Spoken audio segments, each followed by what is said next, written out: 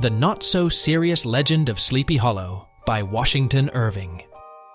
Remember, this was written in 1820, when quills were the iPads of the day, and candlelight was the original night mode. Let's go over the cast of characters. First, we have Ichabod Crane, our main man, a lanky noodle-like schoolteacher with an appetite that could rival a starving T-Rex. He's got more superstitions than he's got sense, and if there were Olympics for jumping at shadows, he'd be a gold medalist. Next up is Katrina Van Tassel, the local heartthrob with a heart of gold? Well, she's definitely got gold, and every bachelor's eye, including Ichabod's, is on this wealthy farmer's daughter. She's the 1820s combo of beauty and bank. Theo, we have Brombones. If Sleepy Hollow had a high school, Brom would be the captain of its football team. Big, beefy, and with a mischievous twinkle in his eye, he's the kind of guy who'd replace your quill's ink with grape juice for a laugh. And finally, there's me, the Headless Horseman, the mysterious head-missing specter who probably just wants directions to the nearest hat store. But in the meanwhile, he's got a flair for dramatic entrances and a penchant for pumpkin tossing. So the story goes like this.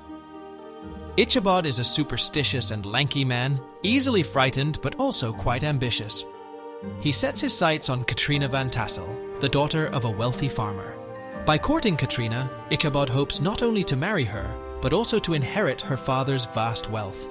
However, he faces competition from Abraham Brombones Van Brunt, a burly, boisterous local hero who is also seeking Katrina's hand in marriage. One evening, after being rejected by Katrina at a party at the Van Tassel home, Ichabod makes his way home through the woods. As he rides, he encounters a large, shadowy figure on horseback. To his horror, he realizes the figure is headless, carrying its detached head aloft. This is the fabled Headless Horseman of Sleepy Hollow.